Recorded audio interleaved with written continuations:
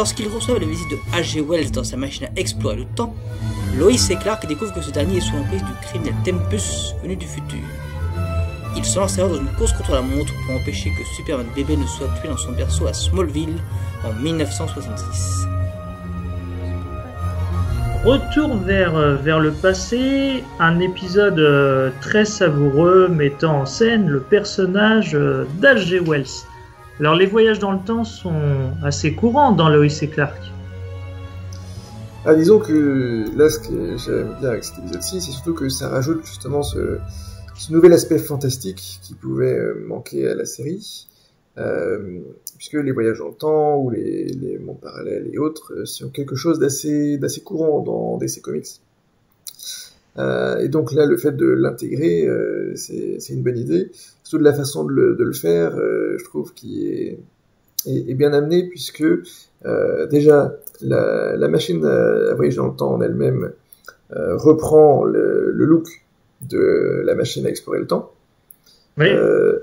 De plus, les voyages qu'ils vont faire, il y a une très grosse similitude avec la saga Retour à le futur, puisque ici, mais à la fois, mais tout mélangé d'un coup. C'est-à-dire que d'abord, ils ont quelqu'un du futur qui vient les voir par le personnage de Tempus. Tempus et H.G. Wells se retrouvent à l'époque du Far West, tandis que Lois et Clark, eux, se retrouvent à l'époque où ils vont rencontrer leurs parents jeunes. Et du coup, on a à la fois toutes les époques qui ont pu servir de trame principale à la saga Retour à le futur, qui sont mélangées dans un seul et même épisode. Et la façon dont c'est amené, je trouve, est très bien faite. Oui, effectivement. En plus, je sais pas ce que vous en pensez. Je trouve que cet épisode-là, il arrive à un moment donné, on va dire vers la fin de la saison 2. Et l'impression que j'avais à un certain moment donné, je sais pas si vous êtes d'accord, mais que en amenant cet aspect-là, je pense qu'ils ont essayé de se diversifier un petit peu au niveau des scénarios aussi, parce que je pense que, comme tu le disais, Maxime, ça a amené un vent de fraîcheur, entre guillemets, tout ce qui est les voyages dans le temps et tout ça, tandis que le schéma avant ça, il est un peu plus classique. On a un criminel à Metropolis, Clark et Lois vont essayer d'enquêter, et donc du coup les intrigues commençaient légèrement à se répéter à un moment donné, et je pense que là, effectivement, avec ça, on a un gros vent de fraîcheur, puisqu'en plus on a un gros personnage qui fait son entrée et qu'on reverra pas mal par la suite, donc le personnage de Tempus qu'on reverra dans les saisons 3 et 4.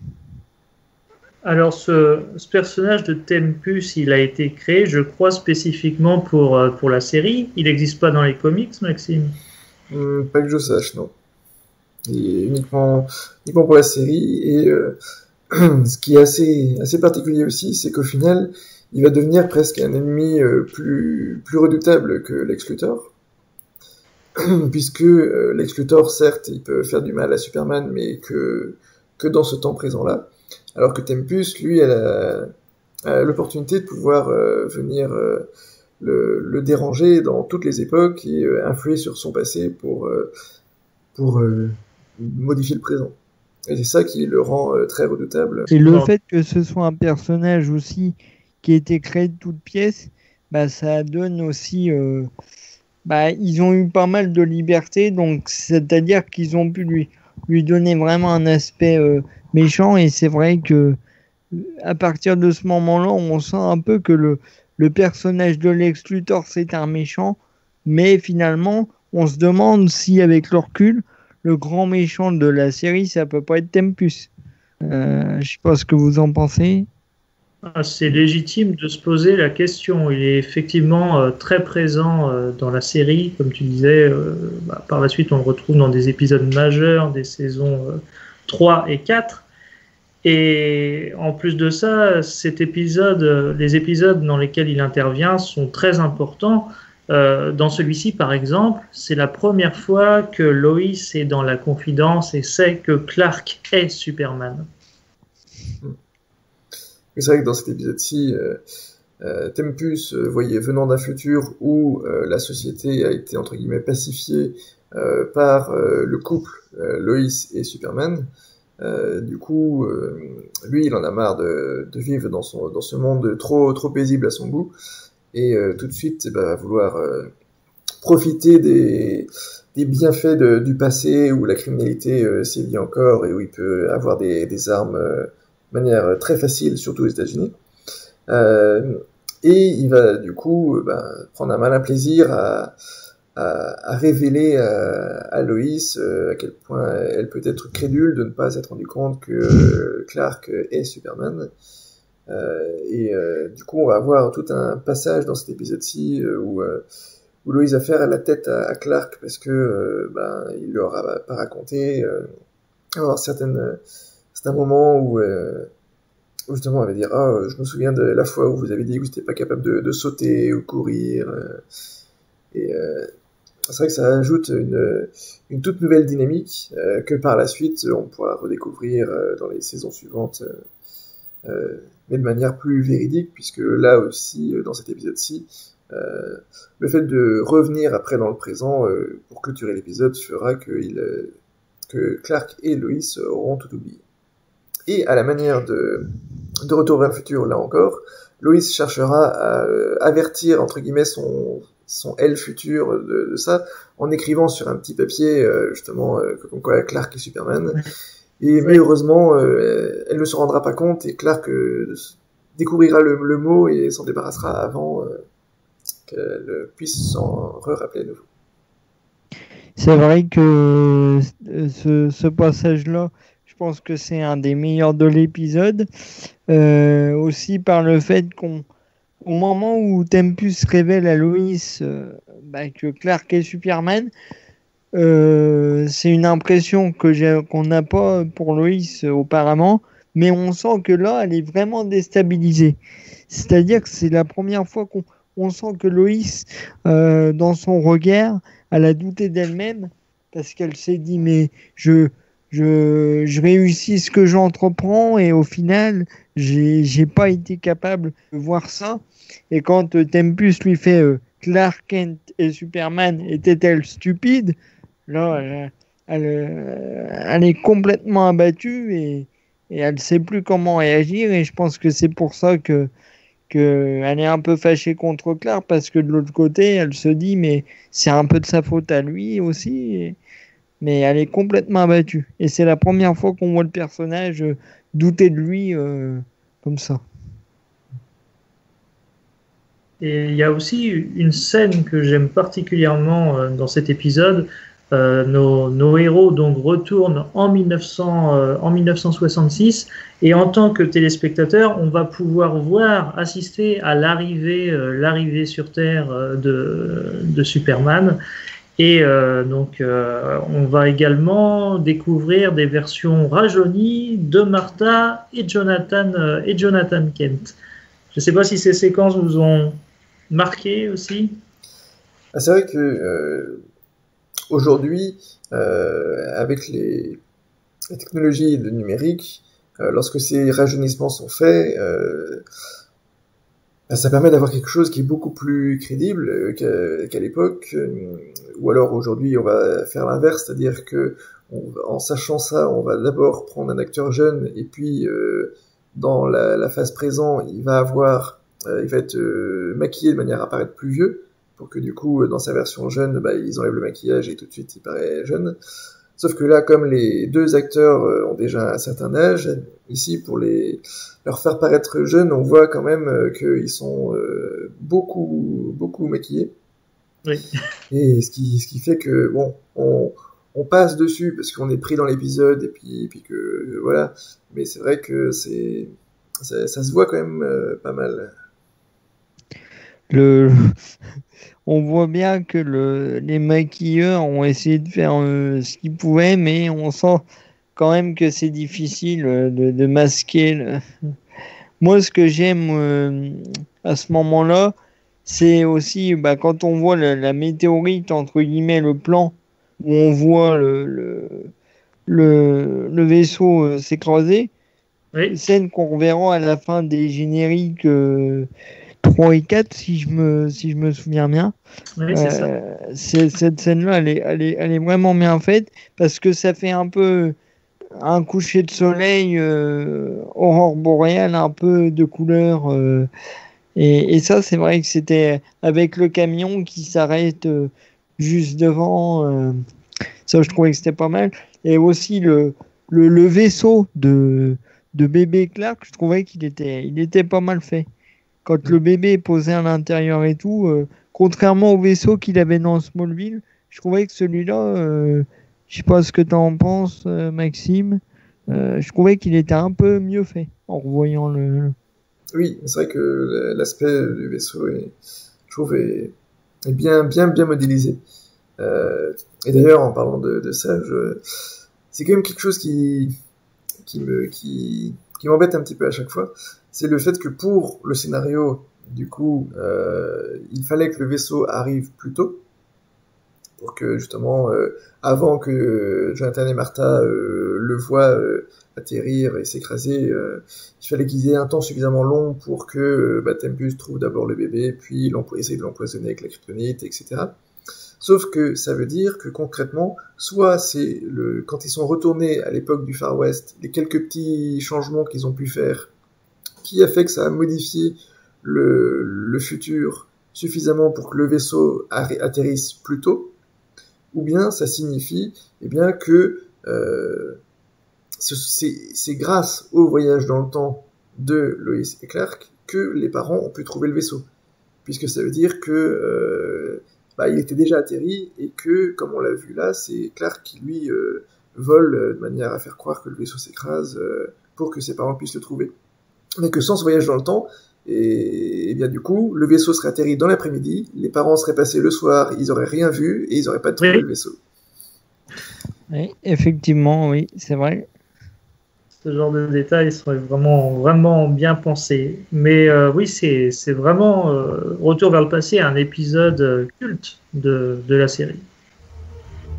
Alors qu'il s'apprête à dévoiler à Lois qu'il est Superman, Clark reçoit un coup de téléphone. Quelqu'un prétend connaître son secret. Clark sera alors contraint de commettre des délits. Question sans réponse, un autre épisode qui a une certaine importance dans la série.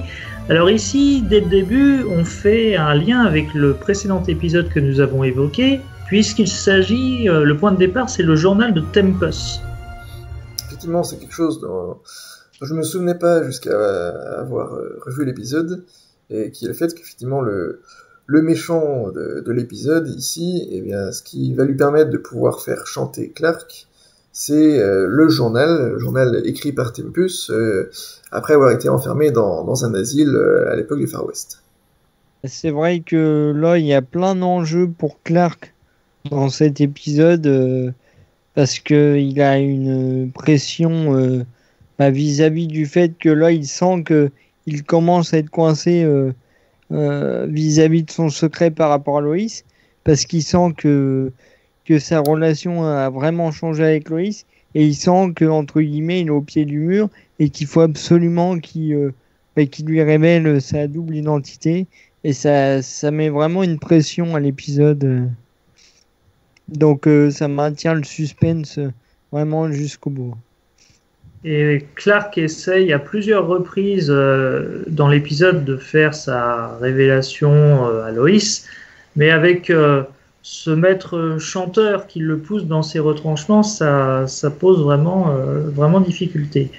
D'ailleurs, c'est amusant, je trouve, la façon dont est tourné la première fois où il va essayer de faire de l'expliquer à Lois. Je trouve que ça fait un gros clin d'œil à la scène dans Superman de Christopher Reeve, où justement il va la voir chez elle et puis il répète dans son coin oui. comment dire à Lois, je suis Superman, Lois je suis, puis jusqu'au moment où on s'attend à ce qu'il le fasse et puis finalement t'as l'événement déclencheur qui l'en empêche et je trouve ça sympa comme et Dinken avait vraiment ce ton dans la voix, il pouvait avoir un ton sérieux et puis d'un seul coup un ton enjoué en lui disant Loïs, je suis Superman.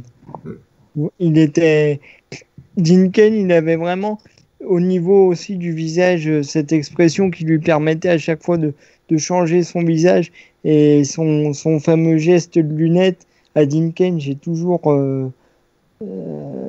adoré parce qu'il a vraiment la gestuelle, même le geste de cravate quand il enlève le costume, ça j'ai toujours...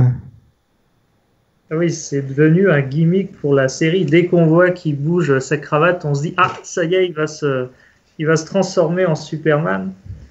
Et il y a un élément dont je me souvenais absolument plus dans cet épisode, c'est qu'il utilise un pouvoir assez rare, le super odorat. Oui. Ah, c'est vrai que c'est pas quelque chose qu'il utilise très souvent, mais en fait, tous ses sens à lui sont surdéveloppés. C'est juste que le plus souvent, il utilise sa super ouïe et puis aussi sa supervision. Mais il a aussi également un super toucher qui lui permet de détecter des éléments de manière plus précise que nous. Et le goût aussi, même si, bon, pareil, c'est pas forcément un grand attrait. Mais là, oui, c'est amusant. En plus, la scène, la façon dont elle est tournée, puisque il va sentir les odeurs, il va se balader dans la rue comme ça, il est à pied, et t'as tout le monde qui est en train de le regarder et dire qu'est-ce qu'il a celui-là, parce que c'est rare de voir Superman juste marcher dans la rue, encore moins renifler l'air environnant, et au point même que il va marcher derrière un passant qui a une petite moumoute, et à aspirer trop fort, et bien ce moumoute va s'envoler, il va la récupérer, il va dire « Ouh, pardon, excusez-moi », hop, et il va la remettre dessus, et il continue. C'est vrai que on s'aperçoit que Clark, il a peut-être plein de pouvoirs qui ne sont pas forcément abordés, et c'est vrai que cet épisode-là nous donne l'occasion d'en découvrir un assez pratique, j'ai envie de dire, parce que c'est vrai que poursuivre la trace de quelqu'un qui a été enlevé ou une odeur en particulier, c'est vrai que je trouve dommage que c'est un pouvoir qui n'a pas été réutilisé par la suite dans cet épisode, parce qu'il y avait vraiment matière à l'utiliser. D'ailleurs, je me demande même s'il n'aurait pas un autre pouvoir qui nous est caché, parce que là, j'ai évoqué tout à l'heure qu'il avait un super toucher, mais visiblement, il a aussi le pouvoir de ne pas laisser d'empreinte. Parce que lorsqu'il va aller cambrioler la bijouterie, bien, quand bien même il a réussi avec sa vision à rayon X à voir qu'il y a des plaques de pression au sol et du coup il va l'éviter pour accéder au coffre. Et bien, lorsqu'il va arriver jusqu'au coffre, et bien, il va manipuler parce qu'il permet de faire le code et la poignée et tout sans gants ni rien. Et lorsqu'on va venir lorsque un policier va venir l'interroger sur une photo prise par la vidéosurveillance sur laquelle on croit le reconnaître, et ben à aucun moment quelqu'un va évoquer le fait qu'ils ont aussi retrouvé ses empreintes. Donc peut-être que c'est aussi l'un de ses super pouvoirs. Je me suis fait la réflexion aussi. C'est vrai que j'ai...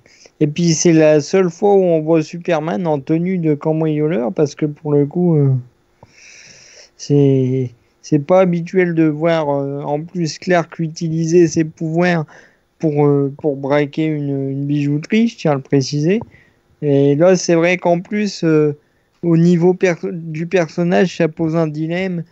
Est-ce que il faut que je pense à mes parents et que dans ce cas, je m'autorise à utiliser mes pouvoirs pour faire quelque chose de pas bien, entre guillemets. Donc cet épisode-là, je pense qu'il a aussi une leçon de morale quelque part. Clairement. Parce qu'il se dit, est-ce que le sauver quelqu'un, est-ce que ça vaut le coup de braquer une banque ou est-ce que ça vaut le coup de... Bon, au final, on s'aperçoit que oui, pour la famille, on est prêt à tout, quoi.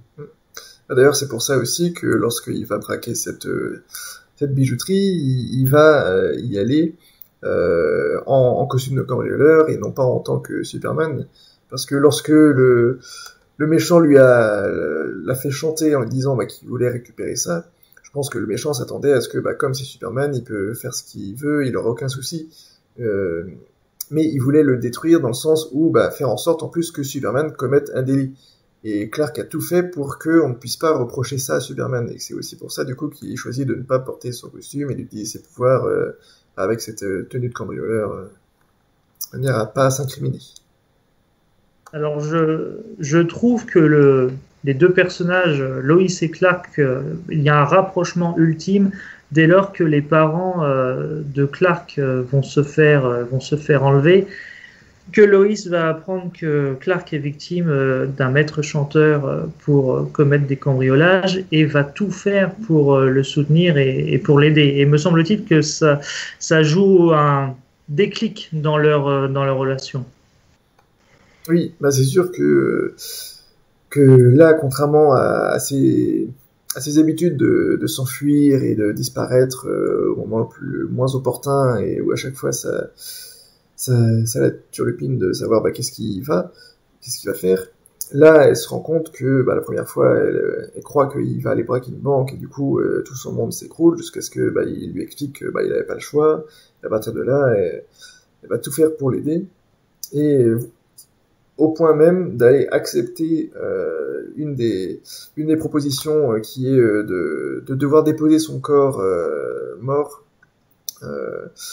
pour accepter de libérer ses parents, et où là elle va accepter en trouvant une solution assez dangereuse qui consiste à ce que Superman la réfrigérie, de manière à ce qu'elle entre en état d'hypothermie et puis de manière à ce qu'il puisse la réveiller après. Et donc là, c'est vrai que c'est à ce moment-là qu'on se rend compte qu'elle tient vraiment à lui, puisqu'elle prend un risque énorme pour pouvoir sauver ses parents. Mais c'est d'ailleurs ce passage-là, cette suite d'actions-là, qui va l'amener à découvrir son secret, puisque lorsqu'elle a confronté Clark pour la première fois et qu'il lui explique ça, lui, en tant que Clark, va lui passer la main sur le visage. Et la fois suivante, c'est Superman, juste avant de la réfrigérer, justement, qui va pareil avoir le même geste. Et c'est là aussi où je trouve cette scène assez forte, c'est que il passe sa main, là, elle se rend compte de ça, et elle n'a pas le temps de dire quoi que ce soit, que il faut que là, il la réfrigère, et du coup... Tu sens bien qu'elle a compris tout et du coup par la suite tu n'attends plus qu'une chose, c'est que ils réussissent à sauver ses parents, qu'ils réussissent à la réveiller et que enfin voilà ils puissent en discuter et avoir cette relation tous les deux. C'est vrai que cet épisode il est vraiment riche parce que au final ce qui est assez amusant c'est que le titre c'est questions sans réponse. Mais au final, ça apporte une grosse réponse à une des questions les plus importantes depuis le début de la série, parce que ça a toujours été un peu le triangle amoureux Lois Lane, Clark Kent et Superman. Et là, je pense que si vous êtes d'accord avec moi, c'est vraiment le choix définitif. Et donc là, elle est vraiment amoureuse de Clark Kent et non de Superman. C'est d'ailleurs pour ça que Clark après va pouvoir lui révéler, enfin entre guillemets, puisque c'est elle qui le découvre, qu'il est Superman. J'espère que vous me suivez. Ce que j'essaie de vous dire, Loïs, c'est que j'ai failli vous perdre. Et vraiment, j'ai honte de moi. Honte de vous? Pourquoi? Eh bien, je n'ai pas cessé de vous repousser alors que je venais juste de vous promettre que je ne le referais pas. Vous avez failli mourir sans savoir la vérité. Et j'en aurais été inconsolable jusqu'à la fin de ma vie. Parce que je vous aime.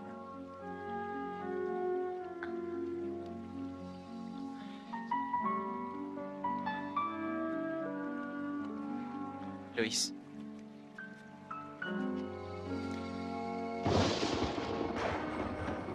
Oh,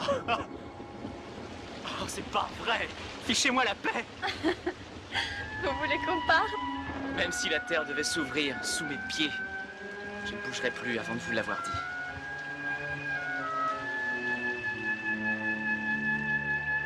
Loïs.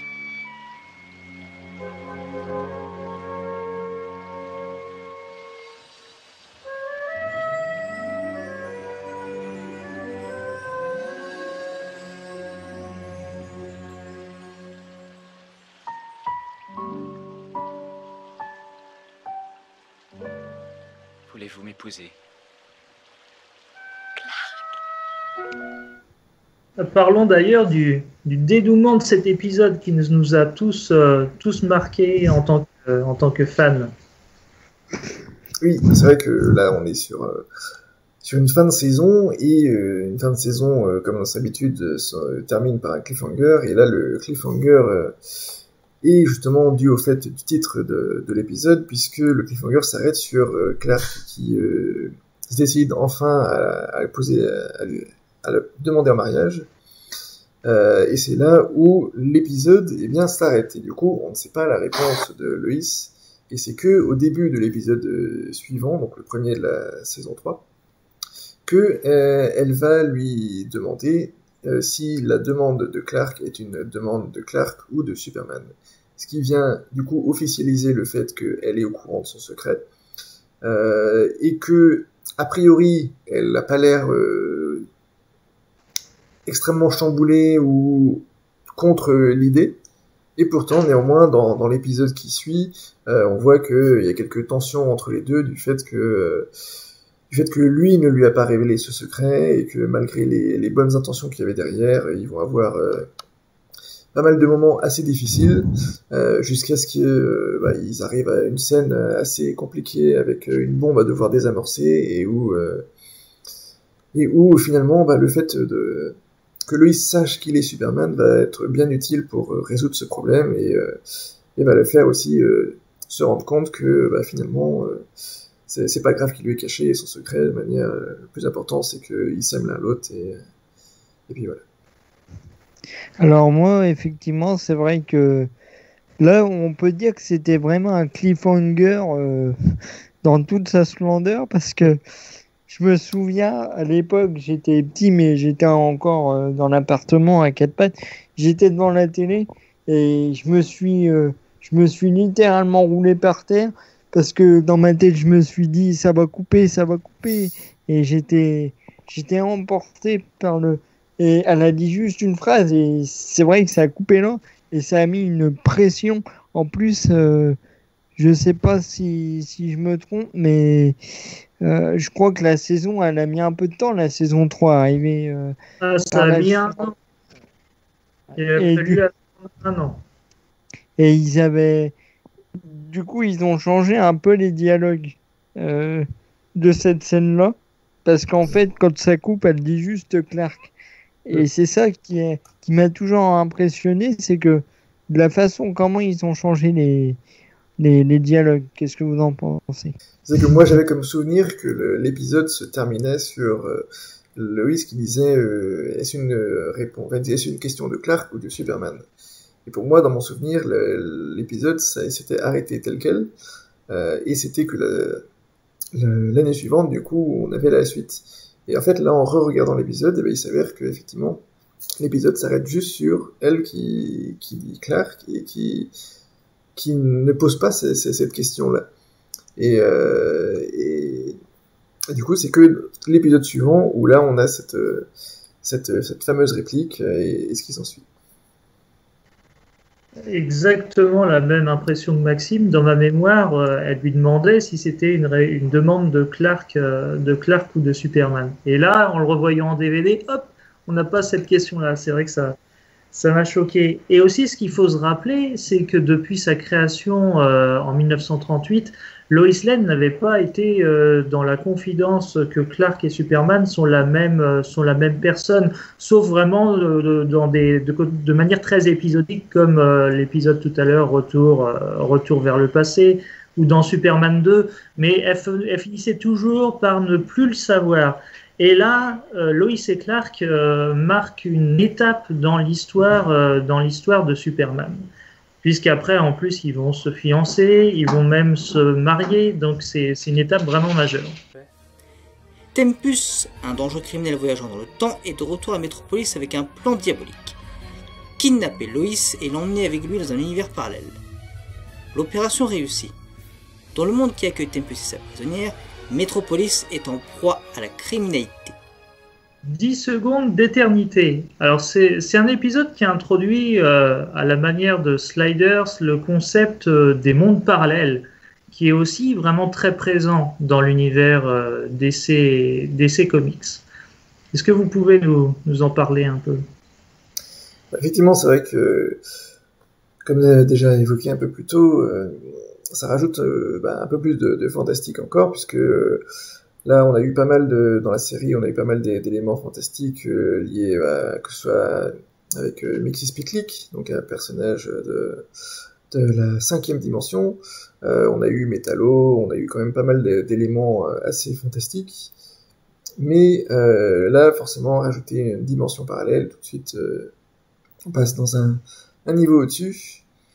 Et du coup, ça amène un nouvel élément qui sera d'ailleurs réutilisé par la suite, puisque on va découvrir un nouveau Clark qui lui n'a pas connu Lois, puisque dans cette version-là, Lois a disparu lors d'une mission au Congo. Elle est morte, comme indiqué sur la tombe en 1993. Et du coup, ce Clark-là ne sera pas Superman, utilisera ses pouvoirs de manière très discrète, puisque étant en couple avec Lana Lang, qui ne veut pas qu'il utilise ses pouvoirs, du coup, il a renoncé, entre guillemets, à ça. Et ça va amener toute une nouvelle intrigue où là, cette fois-ci, eh bien, c'est Lois elle-même qui va tout faire pour que Clark devienne Superman et pouvoir agir comme le héros qu'il est supposé être. En fait, effectivement, c'est vrai que je pense que s'il y a un épisode où Lois est vraiment l'héroïne, je pense que c'est celui-là. Oui. Parce qu'au final, on s'aperçoit dans celui-ci que, au final, il y a G. Wells qui est de retour, d'ailleurs, pour l'épauler un peu plus vieux. D'ailleurs, que le H.G. Wells de 99. Mais là, on sent vraiment qu'elle est obligée de se débrouiller toute seule, sans l'aide de Superman. Et en fonction de son histoire, elle est obligée de prendre la situation à bras-le-corps. Et c'est là qu'on voit que c'est une Lois qui est assez courageuse. Ouais. Et c'est vrai qu'il y a eu peu d'épisodes où elle a été amenée à se débrouiller toute seule comme ça. Et moi, ce qui m'a choqué en voyant l'épisode aussi, c'est ce passage excellent où H.G. Wells, il a juste à lui dire de fermer les yeux et à lui remémorer les aventures de voyage vers le passé. Et là, elle se rappelle immédiatement du voyage dans le temps et de qui est H.G. Wells. Parce que du coup, elle avait oublié qui était H.G. Wells à la fin de Retour vers le passé. C'est ça. Et fait marquant, là, on tombe dans un univers où Clark n'est jamais devenu Superman et en couple avec Lana Lang. Et on a une Lana Lang qui a un caractère très différent de ce qu'on a l'habitude de voir.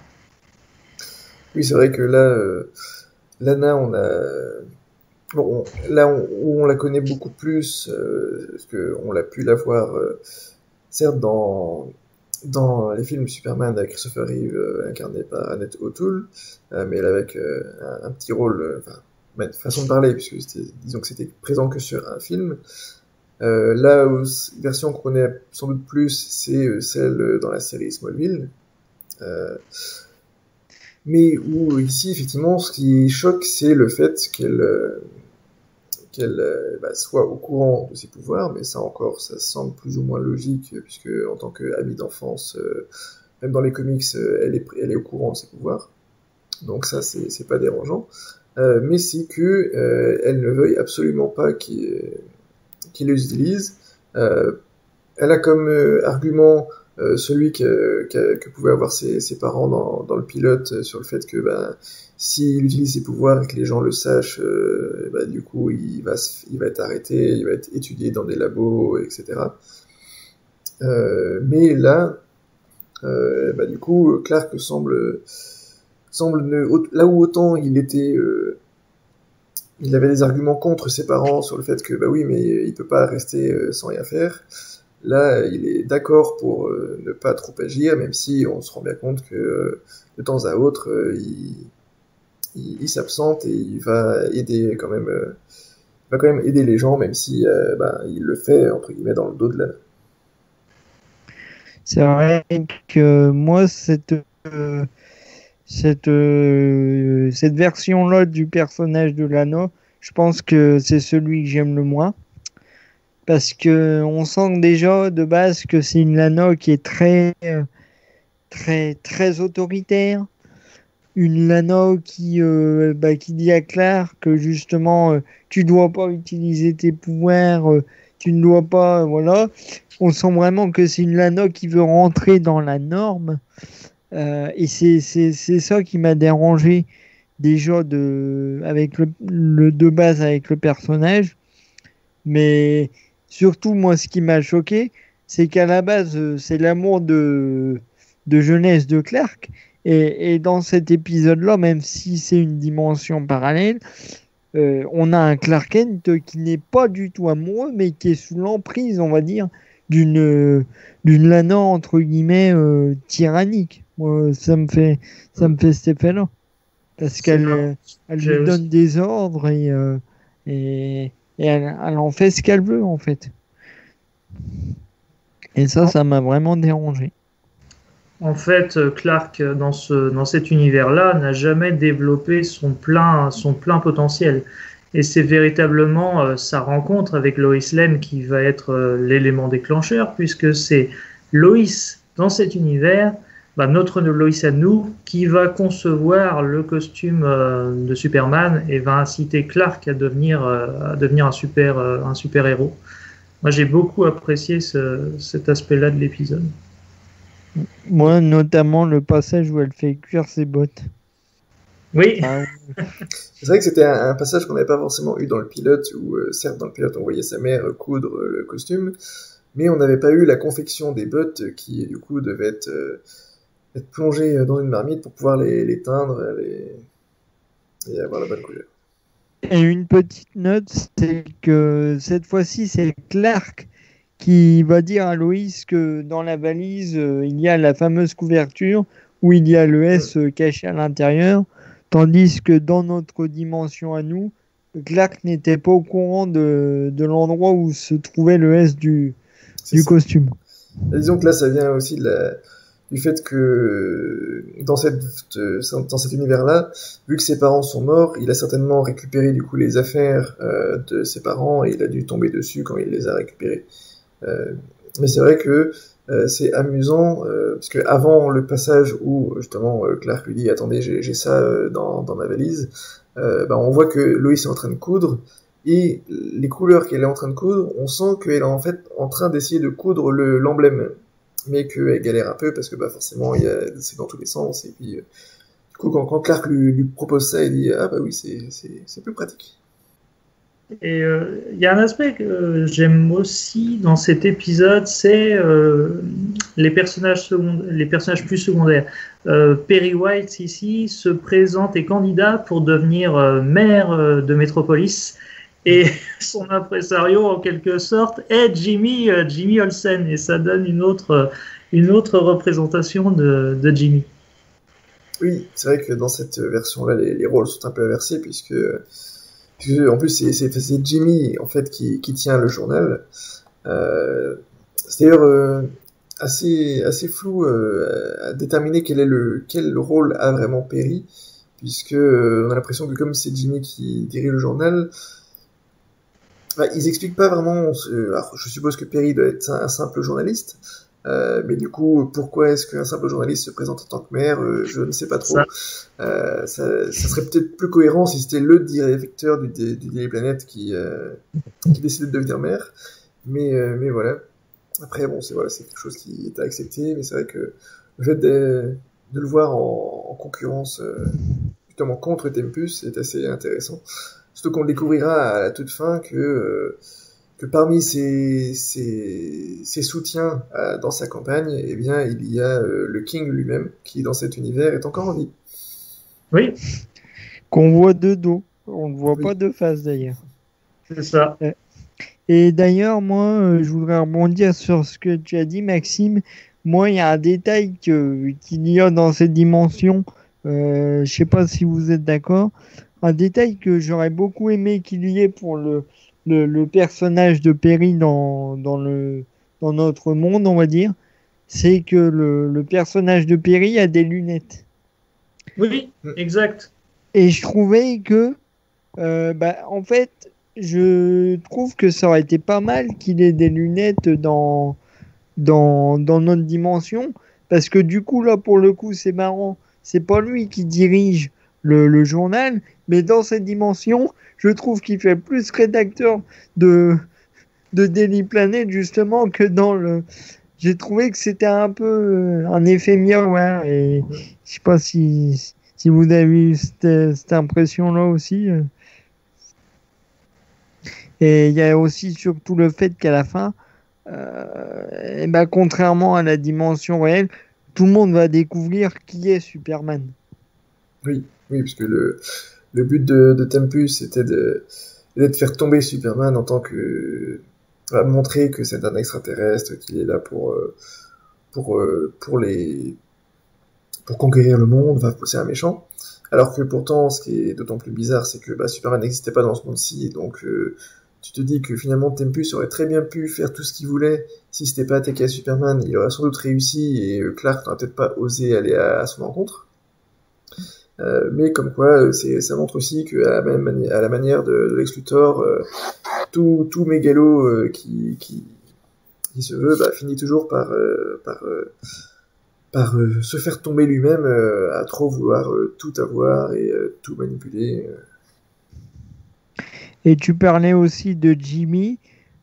Jimmy, dans cette version-là de Jimmy, justement, ça lui a donné un côté plus adulte au personnage, forcément.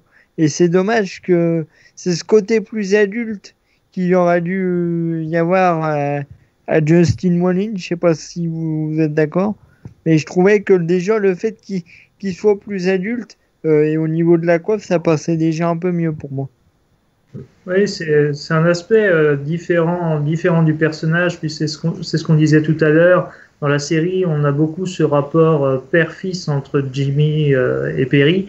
Et là, finalement, c'est Jimmy, oui, on a un Jimmy plus adulte et c'est lui qui va conseiller Perry. Donc c'est très inhabituel, mais c'est sympathique de découvrir leur relation sous ce jour-là. Alors, il y a un point en guise d'ouverture, que j'aurais voulu aborder. Ce qui m'a toujours étonné côté production, audience et autres au niveau de Lois et Clark, c'est que à partir de la saison 4, quand les deux personnages se sont mariés, ce qui est un événement majeur dans l'univers de Superman, les audiences de la série ont commencé à s'effondrer.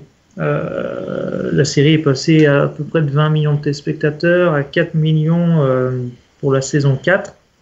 Et c'est de ce fait-là que la série n'a pas eu le droit à une saison 5. Comment vous expliquez-vous que les téléspectateurs américains ont eu moins d'attachement pour la série à partir du moment où les deux personnages étaient mariés? Je pense que c'est sans doute le changement qui a dû les perturber, puisque c'est justement la série, le mariage qu'il y a eu dans la série, qui a après permis que le personnage dans les comics se marie également. Donc je pense que pour beaucoup de fans, le fait qu'ils soient mariés ont dû les déranger. Après, ce qui a peut-être pu aussi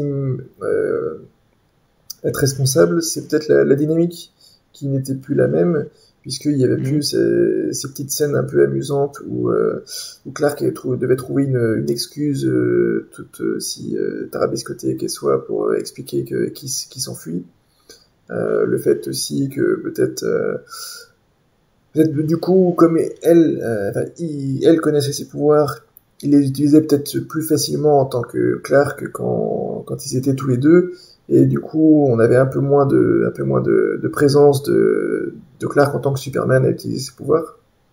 Et que peut-être ça a pu jouer aussi sur le fait que du coup on a moins Superman mais plus Clark et Lois. Ah, tout à fait, c'est vraiment pour moi le point qui a, je pense, pu faire chuter les audiences parce que il y a vraiment une dynamique de couple après le mariage, parce que il y a une paire d'épisodes déjà qui tournent autour de la perte de mémoire de Loïs. En plus, on va avoir le retour de Lex Luthor pour quelques épisodes qui va essayer de récupérer l'amour de Loïs. Enfin, ça tournait vraiment. On avait vraiment plus d'amour dans la série. On avait moins d'intrigues avec des super méchants qui voulaient entre guillemets la peau de Superman. Et en fait, entre guillemets, Loïs, après le mariage, entre guillemets, Loïs est devenue un peu la kryptonite de Clark.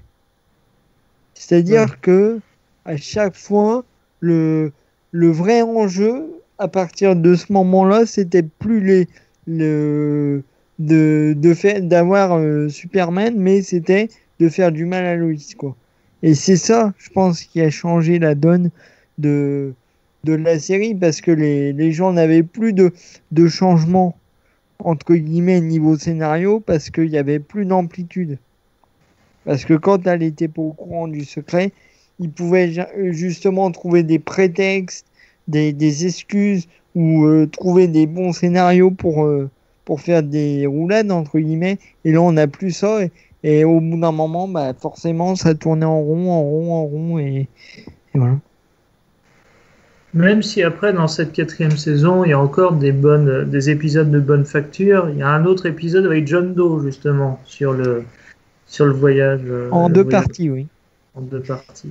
Avec une transformation que j'aime beaucoup au début, quand il est en train de rêver, qu'il court sur place.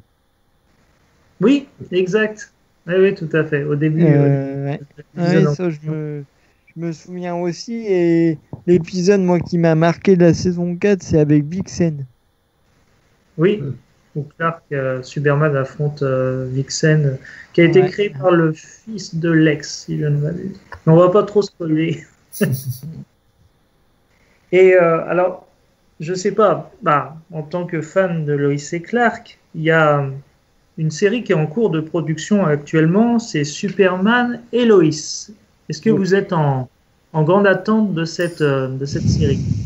Oui, j'attends beaucoup les séries, surtout que d'une certaine façon, ça pourrait être une bonne suite à Lois et Clark, puisque justement la série Lois et Clark s'était terminée sur un cliffhanger à la fin de la saison 4, qui était que il y avait un berceau qui était apparu, ils avaient retrouvé un berceau avec un bébé à l'intérieur dans leur appartement, sachant que justement l'épisode d'avant, ils se questionnaient sur la possibilité ou pas de pouvoir avoir un enfant tous les deux, du fait de sa physiologie kryptonienne, qui n'était pas forcément compatible, et on s'était arrêté là. Donc c'était un cliffhanger assez prenant.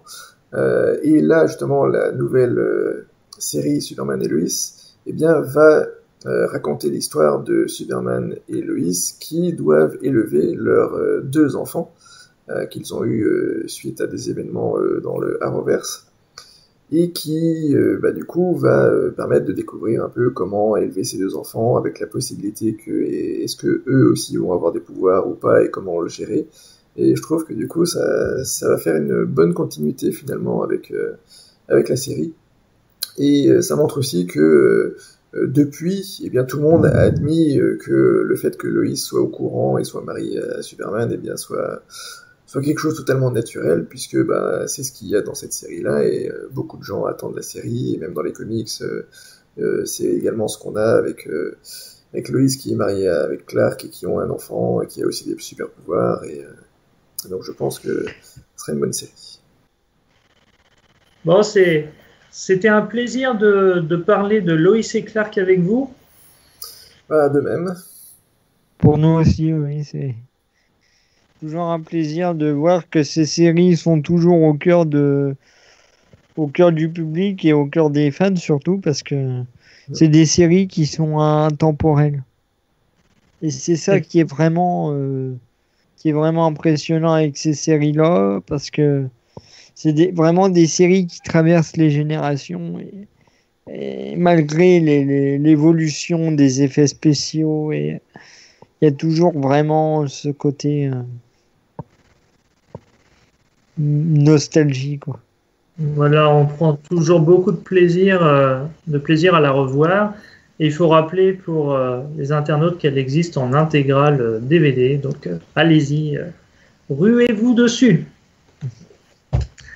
Eh bien, à très bientôt pour un nouveau Silver Screen. Anthony, Maxime.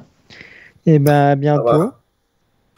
Si nos vidéos Silver Screen vous plaisent et que vous ne voulez pas manquer les prochaines sorties, eh bien, abonnez-vous à la chaîne, mettez un pouce bleu et surtout, cliquez sur la cloche pour recevoir les prochaines notifications.